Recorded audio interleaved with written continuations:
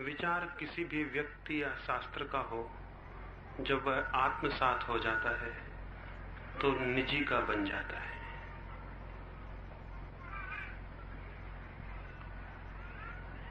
यह बात बहुत बार कही जाती है कि जब कोई विचार आत्मसात हो जाए तो वो निजी का बन जाता है। लेकिन विचार के आत्मसात होने का क्या अर्थ है?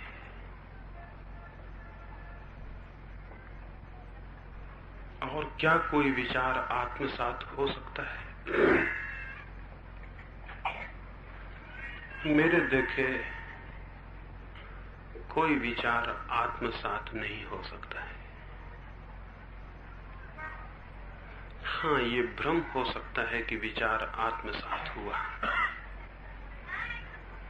यदि किसी विचार पर निरंतर आग्रहपूर्वक श्रद्धा की जाए, किसी विचार को निरंतर स्मरण किया जाए, किसी विचार को निरंतर दोहराया जाए, तो हम एक तरह का आत्मभ्रम पैदा कर सकते हैं कि वो विचार हमारे भीतर प्रविष्ट हो गया। जिससे उदाहरण को, एक फकीर कुछ दिन पहले मुझसे मिलने आए। उन्होंने मुझसे कहा, मुझे सब जगह परमात्मा के दर्शन होते हैं, वृक्ष में, पशु में, पक्षी में, जहां भी देखता हूं वहां मुझे परमात्मा ही दिखाई पड़ता है। उनके साथ उनके भक्त भी आए थे। उन्होंने भी मुझसे यही प्रशंसा कर रखी थी कि जिनको वे मुझसे मिलाने ला रहे हैं उन्हें सब जगह परमात्मा का दर्शन होता है। पत्ते पत्ते में उन्हें उसी की नजर दिखाई पड़ती है, वही दिखाई पड़ता है, उसी की सूरत दिखाई पड़ती है।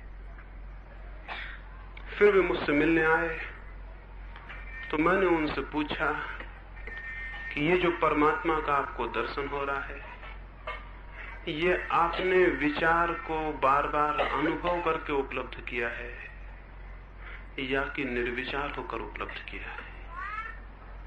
आपने ऐसा बार बार सोचा है क्या कि सब तरफ परमात्मा है? क्या निरंतर सतत इस बात की स्मृति रखी है कि फूल में, पत्ते में, पौधे में, सब जगह परमात्मा है? उन्होंने कहा, मुझे 20 वर्षों तक इसी की साधना करनी पड़ी है। इसी विचार को, इसी पवित्र विचार को मैं 24 घंटे स्मरण करता रहा हूं। अब तो मुझे सब तरफ परमात्मा दिखाई पड़ने लगा है। मैंने उनसे कहा, कृपा करें, एक सप्ताह के लिए ये विचार करना छोड़ दें और एक सप्ताह बाद मुझे कहें कि क्या हुआ। उन्होंने कहा, तब तो बहुत मुश्किल होगा। अगर मैं विचार करना छोड़ दूंगा तो फिर परमात्मा दिखाई पड़ना बंद हो जाएगा। तो 20 वर्ष तक विचार किया कि सब जगह परमात्मा है, तो मन में एक भ्रम पैदा हो गया कि सब जगह परमात्मा है। 7 दिन के लिए छोड़ देंगे तो परमात्मा फिर विलीन हो जाएगा। तो ये तो मन की कल्पित स्थिति हुई, ये तो प्रोजेक्शन हुआ, ये तो मन के ही किसी विचार को निरंतर ख्याल करने से दिखाई पड़ने का भ्रम हुआ, ये तो सपना हुआ। और विचार इसी भांति आत्मसात होता है। ये कोई विचार का भीतर जीवन में अनुभव होना नहीं है, बल्कि मनुष्य के भीतर वो जो भी कल्पना करे उसे देखने की क्षमता है। एक आदमी निरंतर विचार करता रहे। आज ही एक मित्र ने मुझसे आके कहा कि हम निरंतर यही विचार करते हैं, मैं शरीर नहीं हूं, मैं मन नहीं हूं, मैं तो आत्मा हूं, तो मैं इस विचार को करूं या ना करूं? मैंने उनसे कहा, इसे भूल के भी मत करना, क्योंकि बार बार इस विचार को करने से ऐसा लगने लगेगा कि ना मैं शरीर हूं, ना मैं मन हूं, मैं तो आत्मा हूं। लेकिन ये लगना झूठा होगा। ये केवल निरंतर विचार के दोहराने से पैदा हुआ भ्रम है। ये कोई अनुभूति नहीं है, ये आत्मसम्मोहन है, ये ऑटो हिप्नोसिस है। किसी भी विचार को बार बार दोहराएंगे वैसा लगने में कोई कठिनाई नहीं है। ये आत्मसम्मोहन इतने दूर तक जा सकता है जिसका कोई हिसाब नहीं है। कोई भी बात को पुनरुक्त करें। मेरे एक शिक्षक थे जब मैं पढ़ता, उनसे मैंने ये कहा, वो निरंतर कृष्ण के भक्त थे और निरंतर यही ख्याल करते थे कि सब जगह कृष्ण दिखाई पड़े। मैंने उनसे कहा कि जब तक नहीं दिखाई पड़ते तब तक सौभाग्य है। जिस दिन सब तरफ दिखाई पड़ने लगेगा उस दिन आप करीब करीब पागल की स्थिति में होंगे, क्योंकि वो विचार का प्रक्षेपण होगा, वो कोई अनुभव नहीं होगा। उन्होंने कहा ये हो ही कैसे सकता है, केवल कल्पना करने से थोड़ी कुछ दिखाई पड़ सकता है, जब तक कि वो हो ही ना हो। केवल कल्पना करने से कैसे सब में भगवान या कृष्ण के दर्शन होंगे? कृष्ण होंगे तो ही तो दर्शन होंगे। मैंने बात सुन ली और उस दिन उनसे कुछ भी नहीं कहा। जिस विश्वविद्यालय में वो पढ़ाने आते थे उससे और उनके मकान का फासला कोई 1 मील का था। दूसरे दिन मैं गया, उनके पड़ोस में जो व्यक्ति रहते थे उनकी पत्नी को मैं कह आया कि कल सुबह उठकर ही मेरे जो अध्यापक थे उनका नाम उनको बताया, उठकर ही जैसे ही उनके तुम्हें दर्शन हो, जैसे वो दिखाई पड़े, उनसे कहना कि आज आप बहुत बीमार मालूम पड़ते हैं, क्या तबीयत खराब? और वो क्या कहते हैं ठीक उनके शब्द लिख रखना है, एक भी शब्द में फर्क मत करना। और थोड़े आगे एक चपरासी रहता था, उसको भी मैं कह आया कि जब वो यहां से निकले तो तुम कहना कि आज आप बहुत पीले पीले मालूम पड़ते हैं, क्या बात है? और वो जो कहें तुम लिख के रख लेना, उसमें जरा भी फर्क मत करना, जो वो कहें वही लिख लेना। और ऐसा मैं 10-15 लोगों को उनके पूरे रास्ते पर समझाया। उन सबने कहा मामला क्या है? मैंने कहा मैं कुछ प्रयोग कर रहा हूं, आप कृपा करके सहायता कर दें। दूसरे दिन वे सुबह उठे और उनकी पड़ोसन ने उनसे कहा कि क्या बात है, आज तो आप बहुत बीमार से मालूम पड़ते हैं। उन्होंने कहा बीमार? मैं तो बिल्कुल स्वस्थ हूं। कैसी बीमारी? मैं तो बिल्कुल बीमार नहीं हूं, मैं तो बिल्कुल ठीक हूं। जब वहां से निकले और उनके चपरासी ने उनसे पूछा कि आज तो आप बहुत बीमार से मालूम पड़ते हैं, उन्होंने कहा कुछ ऐसा लगता है रात से कुछ तबीयत ढीली है। वो और आगे आए, उन्हें 2-4 विद्यार्थी मिले, उन्होंने भी कहा कि आज हम पीछे से देखते हैं आपके पैर कुछ कपते से मालूम पड़ते हैं, कुछ तबीयत खराब है। उन्होंने कहा हाँ, रात से ही कुछ मेरी तबीयत खराब है। मन तो मेरा नहीं था कि आज विश्वविद्यालय आऊं, लेकिन सोचा कि और आगे आए और विश्वविद्यालय की पुस्तकालय था और वहां उन्हें 2-4 लड़कियां मिली और उन्होंने पूछा कि आज आप बहुत बीमार मालूम पड़ते हैं, बुखार में हैं? उन्होंने कहा कि आज 2-3 दिन से तबीयत ढीली थी, रात से तो बुखार चढ़ा। वे जब कक्षा के बाहर आए तो मैं वहां खड़ा था। मैंने उनसे कहा कि आप तो आज बहुत अस्वस्थ मालूम पड़ते हैं। वो बोले मैं सिर्फ आज पढ़ाऊंगा नहीं, सिर्फ विभाग के अध्यक्ष को कहने आया हूं कि तबीयत मेरी खराब है, मैं वापस जा रहा हूं। फिर वो वापस पैदल नहीं गए, फिर वो वापस टांगा बुलाकर गए। सांझ को हम सब उनके पास पहुंचे। वो तो बिस्तर में पड़े थे और गहरे बुखार में थे। मैंने उनकी पत्नी को कहा कि इनका बुखार तो ना, तो उन्हें 102 बुखार था। मैंने उनसे कहा आप उठाइए, ये बुखार झूठा है। वो बोले मतलब? मैंने कहा ये सारे लोग खड़े हैं जिनने आपसे सुबह निवेदन किया था कि क्या आपकी तबीयत खराब है। उन सबको मैं ले गया था, वो देख के चौंक गए और बैठ गए। बोले मतलब क्या? मैं कुछ समझा नहीं। मैंने कहा ये मैं कृष्ण का दर्शन करा रहा हूं आपको, ये बुखार झूठा है, ये जो आप पर आया हुआ है।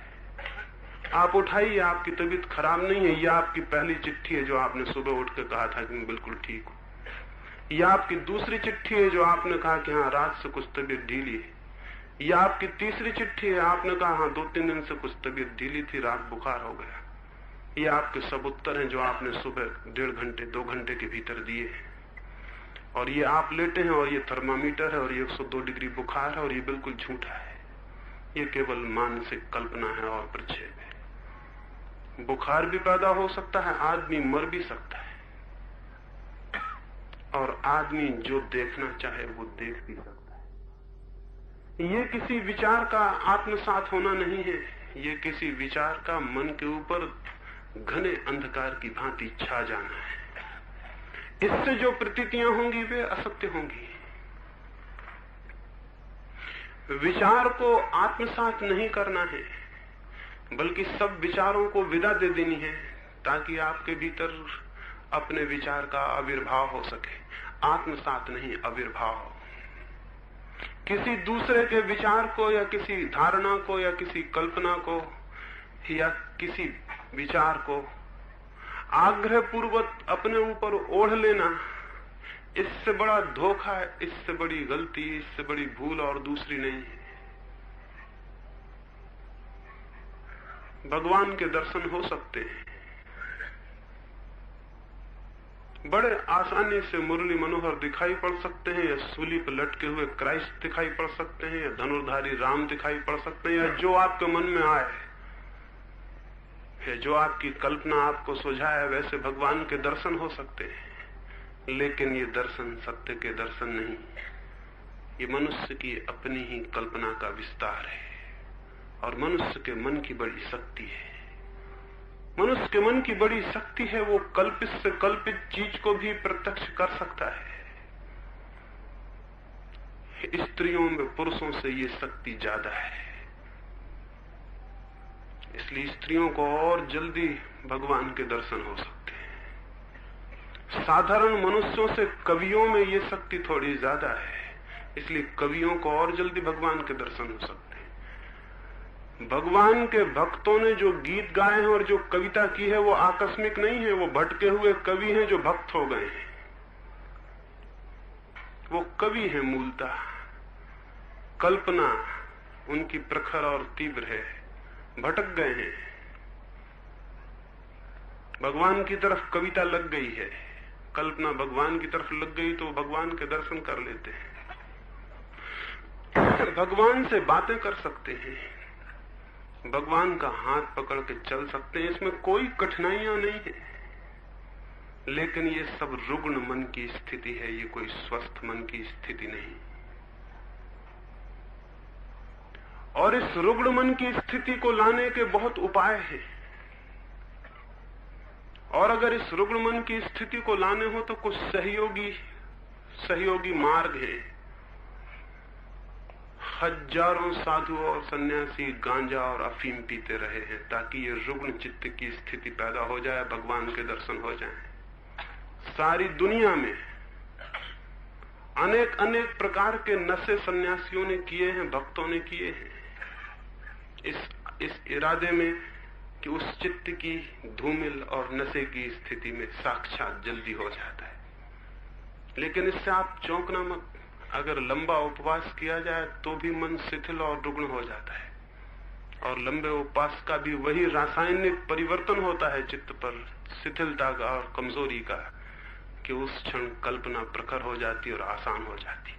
अगर कभी गहरे बुखार में आप पड़े हों और कुछ दिन भोजन न किया हो तो आपको पता होगा मन कैसी कैसी कल्पनाएं करने लगता है, आकाश में उड़ने लगता है, मैं पलंग के, मैं खाट के आकाश छूने लगता है, न मालूम क्या क्या दिखाई पड़ने लगता है, न मालूम कौन कौन से भूत प्रेत आसपास खड़े हो जाते हैं। रुग्ण चित्त, अस्वस्थ कमजोर चित्त कल्पना करने में तीव्र और प्रखर हो जाता है। पैथोलॉजिकल माइंड जितना ज्यादा बीमार चित्त हो, तो चित्त को बीमार करने के बहुत उपाय हैं। उसमें एक उपाय यह है कि बहुत लंबे उपवास किए जाएं, तो चित्त की क्षमता क्षीण होती है, शरीर की क्षमता क्षीण होती है, और भोजन न मिलने से शरीर के कुछ तत्व समाप्त हो जाते हैं जिनकी बहुत जरूरत है, और शरीर में केमिकल चेंज, एक रासायनिक परिवर्तन होता है। वो परिवर्तन वैसा ही है जैसा शराब पीने से भी रासायनिक परिवर्तन होता है, ड्रग लेने से भी, मेस्कलीन, LSD लेने से भी जो रासायनिक परिवर्तन होता है। आज नहीं कल, जिस दिन हम मनुष्य की ऑर्गेनिक केमिस्ट्री में उसके शरीर के पूरे रसायन को समझने में समर्थ हो जाएंगे, तो ये कोई आश्चर्य की बात न होगी कि ये सिद्ध हो जाए कि उपवास से और नशे से शरीर में बुनियादी रूप से एक से रासायनिक परिवर्तन हो जाते हैं, और उन रासायनिक परिवर्तनों की स्थिति में मनुष्य की कल्पना प्रखर हो जाती, तीव्र हो जाती, उस प्रखर और तीव्र कल्पना में कुछ भी आत्मसात हो जाता है, कुछ भी दर्शन हो जाते हैं। ये आपको शायद ज्ञात न हो, दुनिया के जितने बड़े कवि, बड़े उपन्यासकार, बड़े नाटककार, बड़े कल्पना प्रवण लोग हैं, इन सबको भी अपने पात्रों के दर्शन होते रहते हैं। लियो टॉलस्टॉय एक लाइब्रेरी से गिर पड़ा था चढ़ते वक्त। टॉलस्टॉय के नाम से हम सब परिचित होंगे। लाइब्रेरी पर चढ़ रहा था सीढ़ियों पर, सकरा रास्ता था। रिसरेक्शन नाम के उपन्यास को लिखता था उन दिनों। उसमें एक स्त्री पात्र उसके साथ चल रही थी। वो कहीं थी नहीं स्त्री, वो जो उपन्यास लिख रहा था उसकी एक पात्र उसके साथ चल रही थी, उससे बातें करता हुआ सीढ़ियां चढ़ रहा था। सकरा था रास्ता, ऊपर से एक आदमी उतर रहा था। स्त्री को धक्का न लग जाए। 2 के लायक रास्ता काफी था, लेकिन 3 के लायक नहीं था। और 3 आदमी होते तो भी निकल जाते, 2 आदमी एक औरत जरा मुश्किल थी। और भी रास्ता छोटा था, एक औरत को धक्का न लग जाए दोनों तरफ से। तो टॉलस्टॉय बचा, सीढ़ियों से नीचे गिरा, पैर टूट गया। दूसरे आदमी हैरान हुआ, उसने कहा आप बचे क्यों? हम 2 के लिए काफी रास्ता था। उसने कहा 2 कहां, वहां 3 थे, मेरी एक पात्र भी मेरे साथ थी, उसको बचाने के लिए गिर पड़ा।